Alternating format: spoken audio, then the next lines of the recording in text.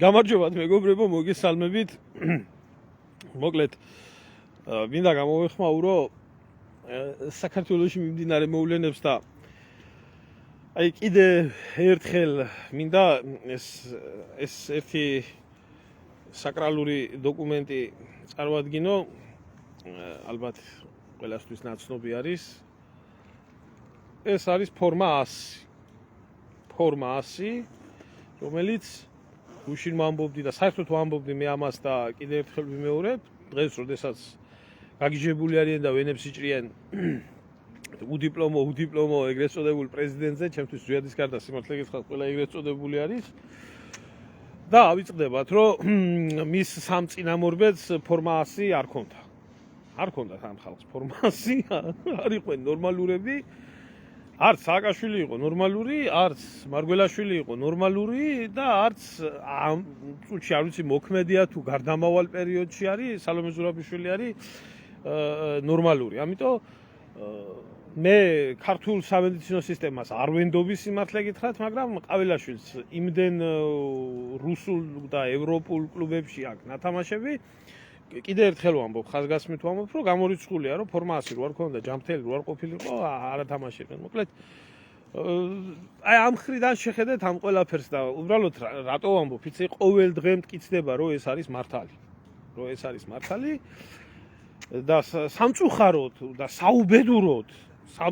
საუბედუროდ იმ ადამიანებსაც კი, რომ არა მარტო პრეზიდენტებზე მაქვს მე აქ ბოლო პერიოდის ლაპარაკი, ვინც მიშისტი არის, ვინც მარგველაშვილის სტებით თუ არსებობენ, ალბათ არსებობენ ეგეთი დაავადებული ხალხიც და ახლა ძანა სალომიზმია შემოსული და მე მინდა ვთქვა, რომ ხალხო არც ამ ხალხს არ აქვს ჯანმრთელობის ცნობა.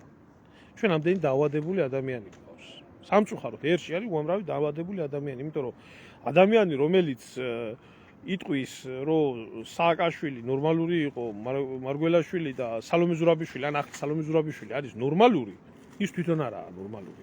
აი ამაში ჩვენ გვაქვს ხო ფსიქიატრიული კლინიკაო და აი ამ ფსიქიატრიულ კლინიკაზე მინდა საუბარი და რატო. ახლა ახალი წელი მოდის, მაინც რაღაც ის იმედი არის, რაღაცა ფიქრია, რომ აი მძიმე წელი დამთავრდა და ახალი მოვა და რაღაცა სიკეთე იქნება და ბიჭო ვერ გამიგია, ესე იგი ამ დაქლავებული ხალხის მთელი ახლა Facebook-ი და ყველა განიხილავს იმას, რომ სხვათა გული არ დაგწევთ, არც ბიზნესტები არ ახართ ნორმალურები, თქვენს ფორმა 100 ნამდვილად გჭირდებათ, რომელსაც იმიტომ ბიზნესტი ადამიანსაც ფორმა 100 ჭირდება, არც ის არა ნორმალური. და ბატალიები, რომელიც გაგიმარჯვეთ ღმერთმა, ესე იგი ის ხალხი, რომლებიც ახლა ეს ბატალიები, რომლებიც მიმდინარეობდა რუსთაველზე, ჯერ ხელისუფლების შეცვლის მოთხოვნით, არჩევნების მოთხოვნით და ბოლო-ბოლო ისე დასუსტ და ისე დაიმასქნდა, რომ საბოლოო ჯამში ნაძვისხის არანთებაზე მივიდა საქმე. და თვით ჩვენი ეგრეთ წოდებული აი ეს პრეზიდენტშა, ეს ბაბაიაგა, მადამ პამპადური, გუშინ იყო გასული და მიმართა ხალხს და დიდი კმაყოფილებით დაბრუნდა უკან, რომ ნაძვისხე ვერ აინდო. რომ ნაძვისხის ანთება ქოცებმა ვერ შეძლეს. ახლა თუ მე ვინმე მეტყვის, რომ ეს ადამიანი ნორმალურია, თუ მე ვინმე მეტყვის იმას, რომ ამ ადამიანს შეიძლება ორი ბატი მაინც ჩააბაროს, პრეზიდენტობა კი არა, ორი ბატი მაინც ჩააბაროს ვინმე, მაშინ მიიღებთ იმ ლოცვა კურთხევას, რომელიც ჩვევია ჩემგან. რა ქვია იმას? იმ მულტფილმის პერსონაჟს?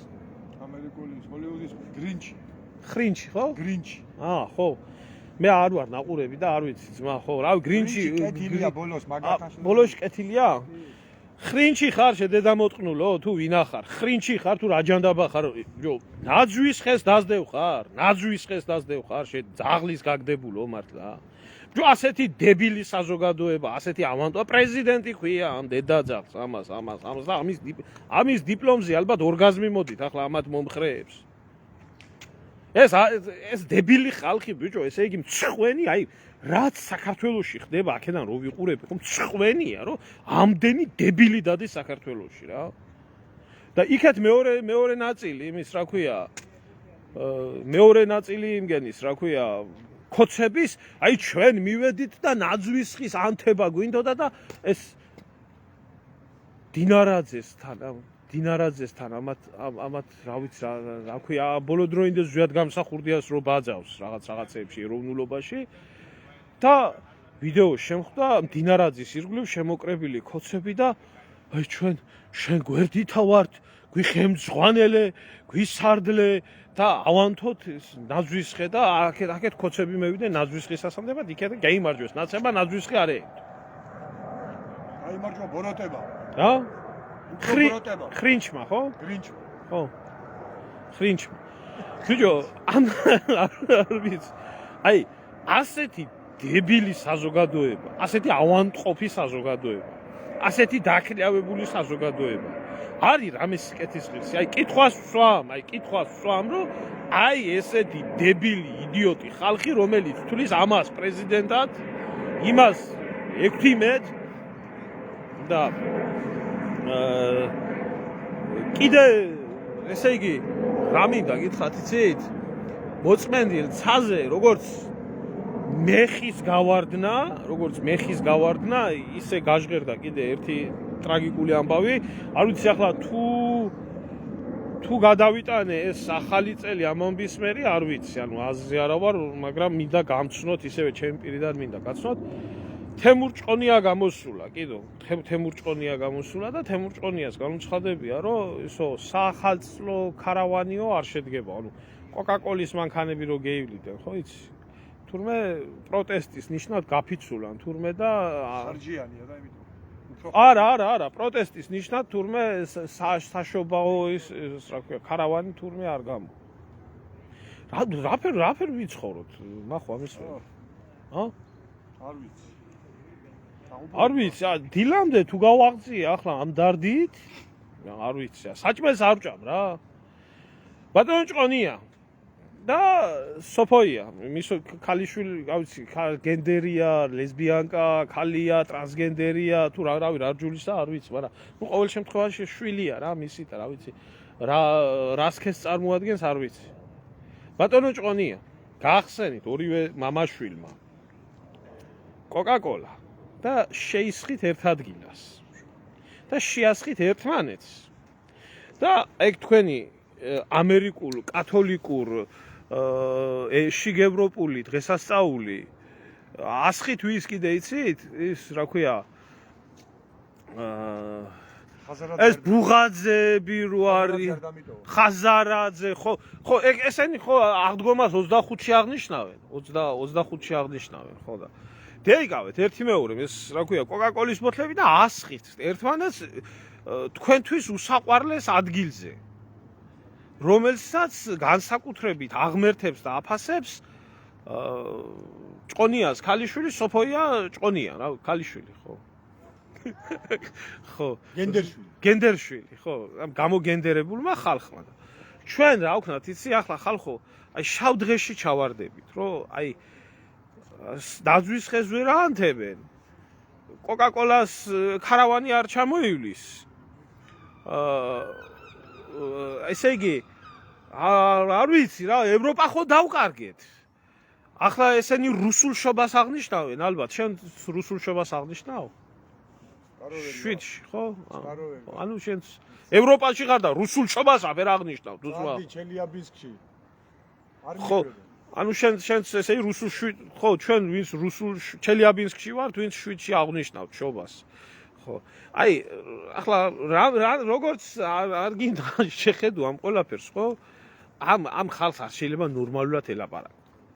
ესენი არიან დაავადებული ადამიანები, სრული დებილიზმის სინდრომით, რომლებსაც რო კითხო ვითომ აზრი მოეთხოვება, საქართველოს გააბწყინებენ, ევროპაში შეიყვანენ, ამას იზამენ, ისა იზამენ და საერთოდ ერთი რაღაც ახლა ეს არ ეცოდინება ახლა ალბათ, იმიტომ ზოგიერთს განსაკუთრებით ამ შიგ ევროპელებს მინდა მივცე არგუმენტი, რომელი არგუმენტიც აქამდე არ ქონდათ. ხრინჩო, ქალბატონო ხრინჩო. მოიპარე ნაძვისხე, ხო? ცეილონის ნაძვისხე, თუ ნეილონის. ნეილონის ნაძვისხე, ხო, ნეილონის ნაძვისხე. ბიჭო, ხრინჩ მომისმინე 1916 წელს პირველი მსოფლიო ომის დროს რუსეთის იმპერიაში და მაშინ საქართველოს შედიოდა რუსეთის იმპერიაში. საქართველოს იყო რუსეთის იმპერიის წევრი. აიკრძალა ნაძვისხის გამოყენება. ნაძვისხის გამოყენება. რუსულმა ეკლესიამ აკრძალა. მიზეზი რა იყო, იცით? მიზეზი იყო, რომ ნაძვისხე არის გერმანული მითოლოგიიდან გავრცელებული მთელ მსოფლიოში თანენბაუმ. და აქედან გამომდინარე გერმანული პროპაგანდად ჩაითვალა. პირველი მსოფლიო ომის დროს ნაძვისხის ქონა. თუმცა საქართველოში ქართველებმა იოლად მოაგვარეს მაშინ ეგ პრობლემა და მაშინ ასე მოხდა, რომ ჩიჩილაკი განსაკუთრებით პოპულარული იყო. ხო და რუსულ ეკლესიას და რუსულ სინოდს ნუბაძავ ქალბატონო პრეზიდენტო. თუ არა ვერ დავიჯერებ, რომ შენ საფრანგეთში ხარ გაზრდილი. მე ვიფიქრებ, რომ შენ ჩელიაბინსკში ხარ გაზრდილი. და რა შეეხება, ახლა კიდე აგერ მოდის ახლა 25 დეკემბერი მოდის და ალბათ ტრადიციულად ატყდება ესეთი რაღაცა, რომ 25 დეკემბერს არის შობა და ეს ყოველწლიურად ხო ასე ხდება და ეს რუსული შობა როგორ უნდა აღნიშნოთ და ვეღარაფერს ვეღარ ვშობით. ხრინჩმა ნაძვისხე მეიპარა, ეგ კოკაკოლაც მეიპარა, ქარავნებიც მეიპარა, გლახათაა საქმე და 25-ში ალბათ ისევ ეს დაიწყება ის, რომ მე 25-ში აღნიშნავ შობას და წავა დიდი სიბრძნეები, თუ 25-ში რატო უნდა იქნას აღნიშნული, მთელი ევროპა 25-ში აღნიშნავს შობას და ჩვენ რატო არ აღნიშნავთ. წინასწარ მინდა ჩემ აუდიტორიას ნორმალურად განუმარტო ეგ ყველაფერი და ამას ვინატეხავს, იცით? განსაკუთრებით ამის წივილ-კივილს დაიწყებს ბუღაძეები, ამის წივილ-კივილს დაიწყებენ შიგევროპელები, ხაზარაძეები, ეს ხალხი დაიწყებს, ხო და მე მინდა ამასაც ერთი პატარა ისტორია გავანდო ჩემს აუდიტორიას, რომელმაც შეიძლება არ იცის, ან არ დაკვირვებია ამ საკითხს და მე მინდა გითხრათ, რომ ესე იგი, ესენი არიან რუსეთუმეები.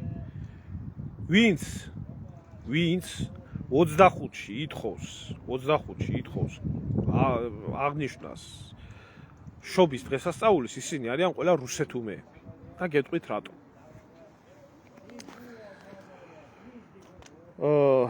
ესე იგი, სანამდე მოხდებოდა რუსეთში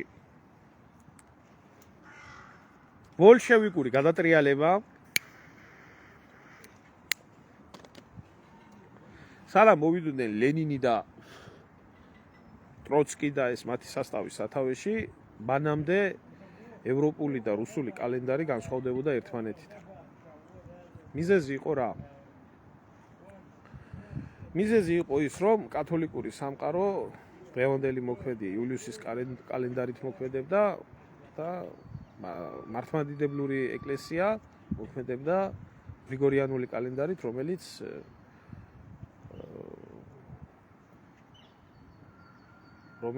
14 დღით უკან იყო. ანუ ეხლა რო არის მაგალითად ვთქვათ სიტყვაზე რო ვთქვათ, როდესაც 1 იანვარი დადგებოდა ევროპაში, 1 იანვარი რუსეთში და მართლმადიდებლურ ქვეყნებში დადგებოდა 2 კვირის შემდეგ. როდესაც მოვიდნენ ბოლშევიკებმა შემოიტანეს საქართველოში და საერთოდ ყოფილ პოსტსაბჭოთა სივრცეში ეს ეგრეთ წოდებული იულიუსის კალენდარი. და მაშინ მოხდა 14 დღით, 1918 წელს 14 დღით მოხდა დროის გადაწევა ყოფილ საბჭოთა კავშირის ტერიტორიაზე. და ბოლშევიკებმა დაამკვიდრეს საქართველოში ის კალენდარი, რომელი კალენდრის მიხედვითაც არის 25 დეკემბერი დღესდღეობით. ამიტომ ეს ბოლშევიკების ნაბიჯვრები და ეს ბოლშევიკების ბუღაძე მამა, ნაბიჯვარი მამის, ბუღაძის შთამომავალი, იგივე ჰელენ ხოშტარიები და ესენი, აი ესე ბოლშევიკურად აღნიშნავენ შობას. რო იცოდეთ ისე რა. და აქედან გამომდინარე ხდება ეგ ყველაფერი. და სხვათა შორის გეი პარადების აღმნიშვნელებიც ბოლშევიკები ხართ, იმიტომ რომ სოფლიოში პირველად 1920 წელს ლენინმა, ტროცკიმ და მისნაირმა გადაგვარებულმა ეჟოვმა და ესეთმა ხალხმა პირველი გეი პარადი სადმე ევროპაში და სადმე კი არ გამართეს. 1920 წელს გამართეს მოსკოვში. რო იცოდეთ ისე. მერე იოსებ სტალინი, როდესაც მოვიდა ეს ბნელი ქართველი სათავეში, გეისტუმრა ლენინი, იქ ტროცკის კირკა აჩუქა თავში, ეჟოვი მიახრიდა, ამოწყვიტა ეს მთელი ნაძირალა სასტავი, მერე ამან შემოიღო დასჯა პიდარასტიაზე. და საბჭოთა კავშირში აიკრძალა პიდარასტობა, სისხლისამართლებრივი დევნის ეს გახდა საფუძველი და ესეთი უამრავი რამე. აი ამიტომ შემოკარგებო დღევანდელ შიგ ევროპელებს, დღევანდელ პიდარასტებს, დღევანდელ უკნიდან განათლებულ პროგრესისტებს, ამიტომ ეზიზღებათ სტალინი. იმიტომ ძველი იგენი არიან, მაგენ ბოლშევიკების შთამომავლები არიან. აი ამის თქვა მინდოდა და დანარჩენზე აღარ მოგაწყენთ თავს. მე მინდა ერთი რაღაცა ვთქვა, რომ ეს საზოგადოება, რომელიც დღეს საქართველოში დუღს და გუგუნებს, ეს არის დაავადებული, ტრამვირებული საზოგადოება, ვინც აი ქუჩაში ვინც დარბის.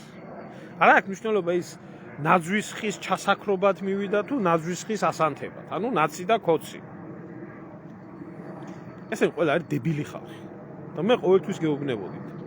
აი ამ დებილების ხარდასაჭერად არც არჩევნებში უნდა მიიღოთ მონაწილეობა და არც მიტინგებზე არ უნდა იაროთ. ნუ რასიზამ ახლა ჩემ ნათქვამს ეს ხალხი ვერ გაიგებს. ამიტომ იცოდეთ მარტივი დიაგნოზი. ნაძვის ხის მებრძოლ და ნაძვის ხის დამცველ საზოგადოებას შორის არის ტოლობის ნიშანი დასასველი.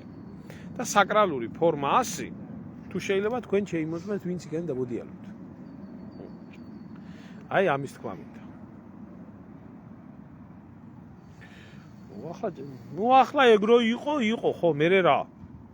კი არა ისეთები იყვნენ, მაგრამ კი არ იძახოდნენ ისინი, რომ გინდა თუ არა მე პიდარასტი რო ვარ და პეტრაკე რო ვარ და ეგი რო ვარ და ეგი რო ვარ, ამიტომ ვარ კაი კაცი და გადასარევი. მე რა, ყოფილა ისტორიაში ეგეთი ხალხი. ვაიმე, ჩემო ძმაო, მაგენმა ყველამ გაწირეს საქართველოს და მაგათმა ყველამ ესროლეს საქართველოს და საქართველოს გაბრწყინება უნდა ხალხს და იმდენს ვერ ხვდებიან, რომ მინიმუმ შევარდნაძე იყო შეგნებული მოღალატე. მინიმუმ იმდენს ვერ ხვდება ეს კატეგორია ადამიანები, რომ სააკაშვილი, მარგველაშვილი და ზურაბიშვილი ესენი არც ერთი ჩამრთელები არ იყვნენ. და რაც შეეხება ბიძინა ივანიშვილს, რომელიც არის ამ გიჟების დირექტორი, ეს არის სოციოპატი ადამიანი. სოციოპატია ეს ადამიანი, რომელიც საზოგადოებაზე ატარებს ექსპერიმენტებს. რომელსაც ჯერ მოუყვანს დორბლიან სააკაშვილს, მერე მოუყვანს იმას, მერე მოუყვანს ამას, მერე მოუყვანს ამას და მორჩება და დამთავრდება და თვითონ დაჯდება და იკაიფებს. დღეს მიულოცა საზოგადოებას დიდი ქართველის არჩევა. ბიზგვინ შეპიტალო რაღაცა ესეთი მაგიური ძალა აქვს იმ სკამს იქ ხალხი რო ჯდება, მერე იმანას არ გამოავლინოს განსხვავებული ხასიათი. როგორც სააკაშვილმა გამოავლინა, როგორც მარგველაშვილმა გამოავლინა და შენმა შერჩეულმა იმან, რა ქვია. ამიტომ წინასწარ ნუ ხარ ბედნიერი, ნახოთ ერთი აბა ფორმა 100-იანი, უდიპლომო, მაგრამ ფორმა 100-იანი ადამიანი რო დაჯდება ერთ ადგილას და დადებს ერთ ადგილზე, მე ვნახოთ როგორ მოგექცევა. რაც შეეხება ჩემო კარგებო აფხაზეთის საკითხს, რაც შეეხება ხვალინდელ დღეს არა მაქვს მაგაზე საუბრის არც დრო და არც სიტუაცია და მაგაზე ვისაუბრებ ხვალ და ზეგმა ვის რაში აინტერესებს ჩემო ძმაო აფხაზეთი. ვის რაში აინტერესებს? აინტერესებს ნაძვისხი. მიხეილ შემოგევლი აბა რა გითხრა, რითი შეიძლება დამთავრდეს? ამ ქვეყანას უფალი იფარავს და ღმერთის წყალობითა ვართ მართლა ამდენი ხანი ქართველები თუ არა? არ ვამბობ იმაზე, კიდევ ერთხელ ვიმეორებ. ერს და ქვეყანას სამი დებილი პრეზიდენტი ყავდეს, დებილი, რომელსაც ჯანმრთელობის ცნობა არ გაიცემა და მაინც რუკაზე არსებობდეს და მაინც ცოცხლობდეს და მაინც ცხოვრობდეს და მთელი მსოფლიოს ყურადღების ცენტრში იყოს, რა ვიცი, ჩვენნაირიერი, მე მეორე არ მეგულება დედამიწის ზურგზე რა. ისე დიდი ალბათობით ისე დამთავრდება ბიზნესი ამ ყველაფერს ჩაფარცხავს და დააშოშმინებს სიტუაციას, იმიტომ რომ შიგ ევროპელებს ნაძვისხის ანთების მებრძოლ ხალხს ხრინჩებს არა აქვთ ისა რა ქვია დიდი პატივისცემა.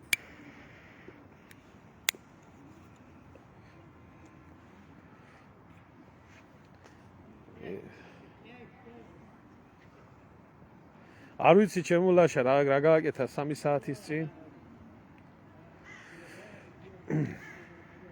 ჩემო მიხეილ, როგორ გითხრა, იცი, საქართველო არის მართება ქართველი ადამიანების მიერ. ადამიანები არსებობენ, რომლებიც შეიძლება მოვიდნენ ხელისუფლებაში და მართონ ქვეყანა ნორმალურად. მაგრამ ასეთი ადამიანები არ არის ბიძინა ივანიშვილისთვის მისაღები. ბიძინა ივანიშვილისთვის მისაღები არის ის კატეგორია ადამიანები, რომელ კატეგორია ადამიანებსაც ხედავთ თქვენ. რომლებსაც ჯერ მოიყვანს დიდი ტაშფანდურით, მერე ყველა ჩაუდგება ოპოზიციაში და ასე შემდეგ. სანამდე საზოგადოებაში, ქართული საზოგადოება არის მატერიალურად დამოკიდებული ბიძინა ივანიშვილზე და ხელისუფლებაზე და ადმინისტრაციულ რესურსზე, რომ ვიღაცა არ გამოაგდონ სამსახურიდან, რომ ვიღაცა ულუკმაპუროთ არ დარჩეს და რაღაცა, ეს არ წაიშლება. იმიტომ რომ კარგად აქვს სტალინს აქვს ნათქვამი თავის დროზე, რომ ჩვენო ევროპაშიო ხშირად ველაპარაკებიან ადამიანის და პიროვნების თავისუფლებაზე. მე ვერ წარმომიდგენიაო და სიტყვის თავისუფლებაზე. მე ვერ წარმომიდგენია პიროვნების თავისუფლება მისი სოციალური და ეკონომიკური თავისუფლების უზრუნველყოფის გარეშეო. თუ ადამიანს არ ექნა საკუთარი შემოსავალი, საკუთარი სახსარი, საკუთარი საარსებო და არ იქნა დამოკიდებული ბიძინა ივანიშვილზე და არ იქნა დამოკიდებული ადმინისტრაციულ რესურსზე და პარტიულ რესურსზე და ზოგი არჩევნებს იმისთვის რო ელოდება რომ ორი კაპიკი შოოს ჩაიდოს ჯიბეში რომ რაღაცნაირად გამოკვებოს ოჯახი, ეს სიტუაცია სანამ არ შეიცვლება საქართველოში, მანამდე არაფერი არ შეიცვლება და დიდი ალბათობით ეს არ შეიცვლება. დიდხანს არ შეიცვლება ჩემო კარგი. იმიტომ რომ სიმართლე შეიძლება ბევრი მსვენელი და მოყვარული ყავს, მაგრამ დამცველი ცოტა ყავს. გამომიცდია მე ეს ჩემ თავზე ყველაფერი კარგად ამარ გამოცდილი რა. და როდესაც ადამიანი იტყვი რომ ერთიც დაღუპვაა და სააკაშვილიც დაღუპვაა და ოცნებას დაღუპვაა საქართველოსთვის, მე გამოდიხარ რომ შენ შუაში ხარ, ეს ახარ, ეს არ უყვართ, მე ტყუილში მაცხოვრებელ საზოგადოებას არ უყვარს ეს ყველაფერი. ამიტომ ჩვენ ძალიან დიდი პრობლემების წინაშე ვართ. ძალიან დიდი პრობლემების წინაშე ვართ. უბრალოდ ერთი მარტივი რაღაცა არის, იცი, აი რისი თქმაც მინდა, რომ ჩვენ ქართველებს ამ პატარა ქვეყანას ამ დიდი турბულენტობის პერიოდში გვაქვს დიდი შანსი, რომ ან სახელმწიფოებრიობა აღვიდგინოთ და განვითარდეთ და რა ვიცი, ავად თუ კარგად განვითარდეთ, მაგრამ რუკიდან არ წავიშალოთ, ან გვაქვს მეორე შანსი, რომ საერთოდ გავქრეთ და ეს არანორმალური პრეზიდენტი, მისი არანორმალური მიმდევრები, ეს შიგევროპელები, ეს მევახშეები, ესენი ყველა იმას ცდილობს, რომ შეასრულოს მტრის ის გეგმა, რომელი გეგმაც საქართველოში გამოიწვევს ომს.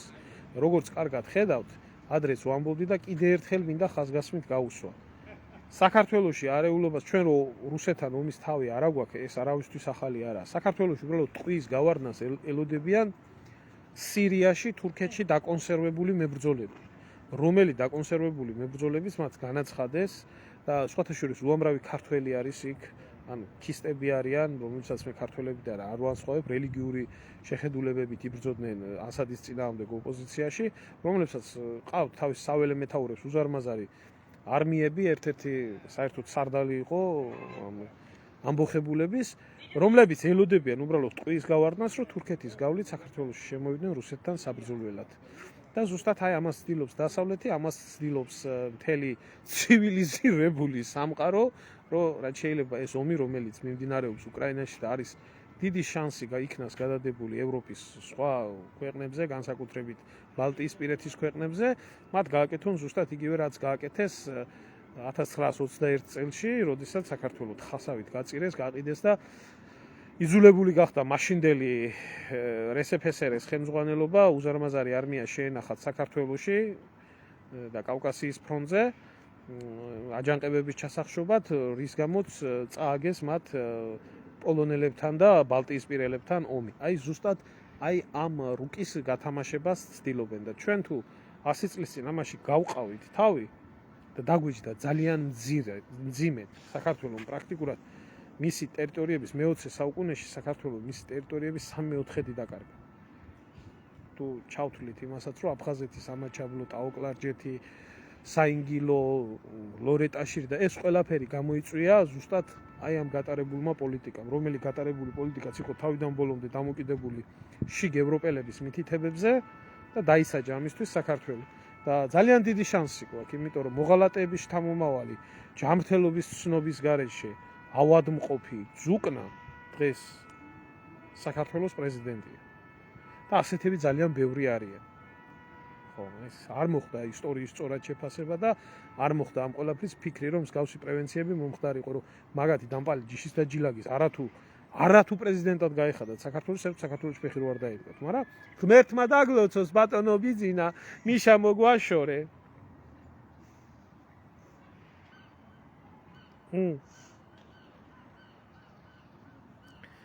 და მიენდო ხალხი ამას და მერე იმათ რა ქვია. მივიღეთ ეს რაც მივიღეთ. იმიტომ მახსოვს აი ამ ახლა რომლებიც ესე ლანძღავენ და ათახსირებენ ამ ქართველ ხრინჯს, რომელიც ეს ბოლო კლიჩკა აირტყა ბოლოში ზურაბიშვილმა, მახსოვს იგივე ნაცკოცები, ჯერ ნაცები როგორ ეწინააღმდეგებოდნენ და მერე კოცები როგორ აქებდნენ ევროპული დიპლომატიის ქალბატონი და გმირების შთამომავალი და მის ძველ ქართულზე ბატონი ბიძინა როგორ ტიროდა და როგორ ისტორიული ხიდი აღადგინეს მაშინდელ საქართველოს და ახლანდელ საქართველოს და აი ესე და ესე და ესე და პასუხისმგებლობა ბიძინა ივანიშვილის ამნაირია, რომ განსხვავებული ხასიათი გამოავლინა და 60 წლის კაცია და ამნაირი არაფერი არ უნახი. რაში გაინტერესებს ანდრია მითხარი ძმა რაზე გაინტერესებს გაგცემ პასუხს და დაგემშვიდობებით ყველას.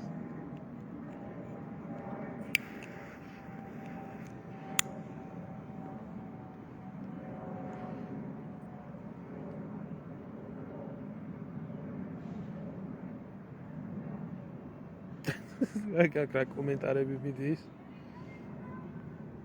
როდესაც დაამთავრებს ქალბატონო, მისი მდივანი დაგიკავშირდება და ჩაგწერთ შეხვედრაზე. არა ქალბატონო, არა, მე მდივნები არ ამყავს და არც შეხვედრები და არც კაბინეტი გამაჩნია.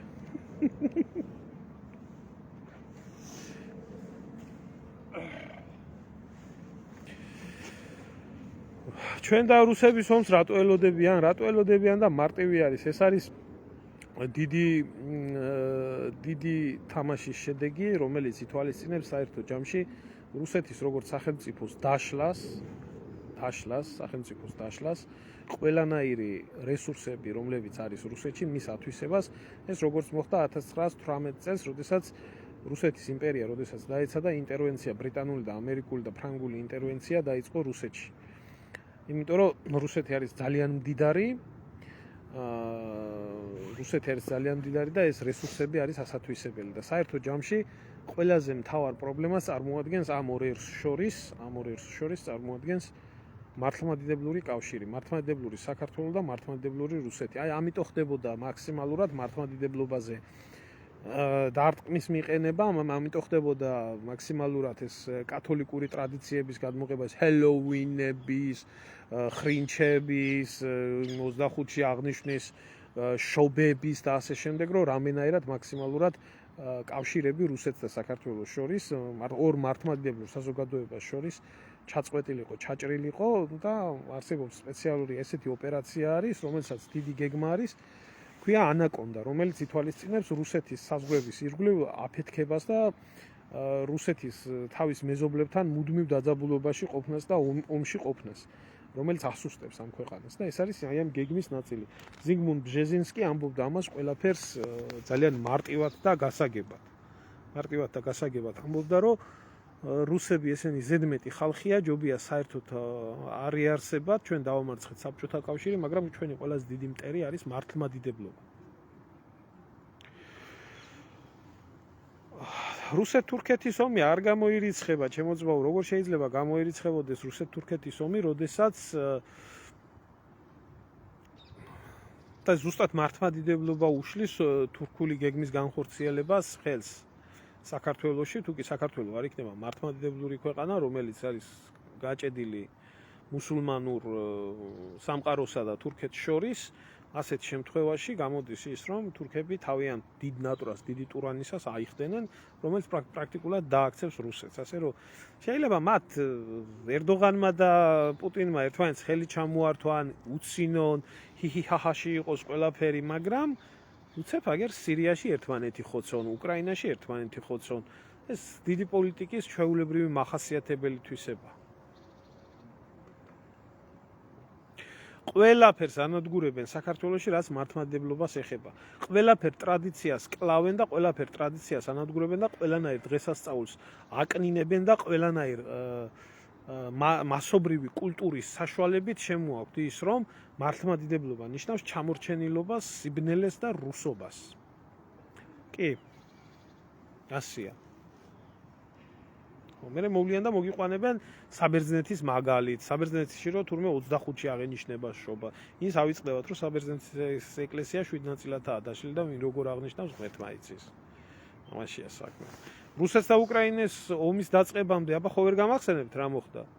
პირველი მოხდა ეგრეთ წოდებული ვითომ ტომასის დაწერა და გამოყოფა უკრაინული ეკლესიის რუსეთიდან და ეს კანონიკურად შეუძლებელია ამის გაკეთება, მაგრამ რა მნიშვნელობაა? კაც ხო დააჯერეს ხალხს, რომ უკრაინა გამოეყო ეკლესიას და იქ მართლმადიდებლური ტაძრების ნგრევას, წვას, სატანისტური რიტუალების ჩატარებას კიევ-პეჩორის ლავრაში და ასე შემდეგ.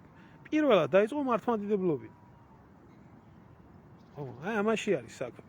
ჩვენ უნდა ვიყოთ ბრძენი ადამიანები, მაგრამ როგორ ვიქნებით ბრძენი ადამიანები, როდესაც ჯამრთელობის ცნობის გარეშე პრეზიდენტებს ვირჩევთ და ვიხდით და მე ვემსახურებით და ქუჩაში ვწყვიტავთ ერთმანეთს.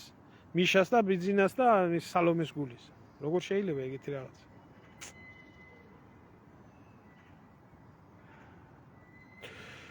სერბეთის ეკლესიაც როგორც ვიცი 25-ში აღნიშნავს. 25-ში აღნიშნავს. არაა გასაკვირი, რომ სერბეთში ეგ მოხდა.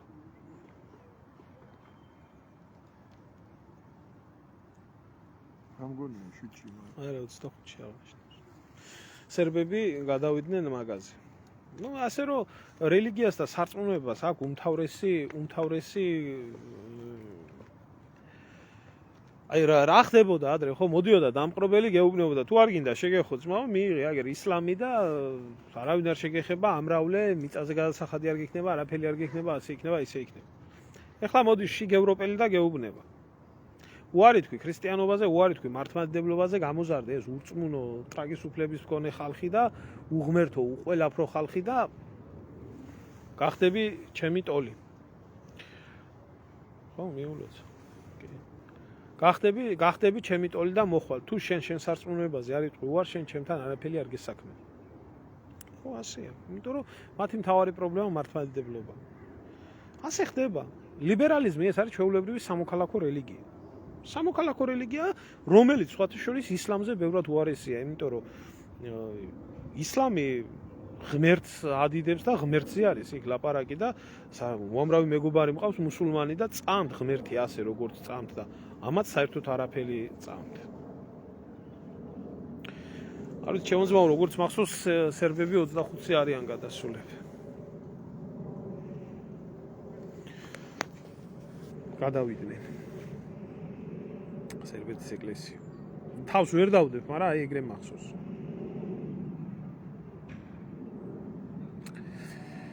აი აქედანაა ყველაფერი, ამიტომ ძალიან მიხარია თუ კი ჩაიშალა ამათი ქარავნები, საშობაო ქარავნები და